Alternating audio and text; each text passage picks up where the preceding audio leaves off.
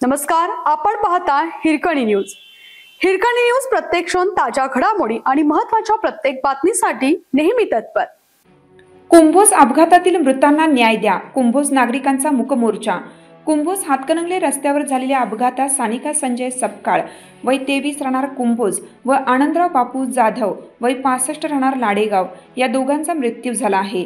या अपघातास कारणीभूत असणाऱ्या चारचाकी चालक शुभम अजित गोपुडगे याला तात्काळ अटक करा, अपघातामधील मूळ वाहन जप्त करावे, निपक्षपाती चौकशी करून मृतांना न्याय द्या यासह अन्य मागण्यांसाठी नागरिकांनी मूक मोर्चा काढून प्रशासनाचा निषेध केला।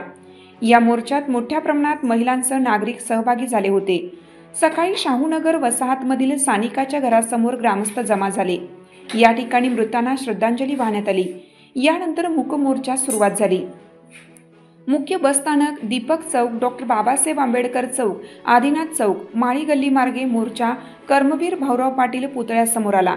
या ठिकाणी जवाहरचे उपाध्यक्ष बाबासाहेब चौगले, गटनेते किरण माळी, संदेश भोसले, विश्वजित माने, गणेश सपकाळ यांनी निषेध व्यक्त करून श्रद्धांजली वाहिली।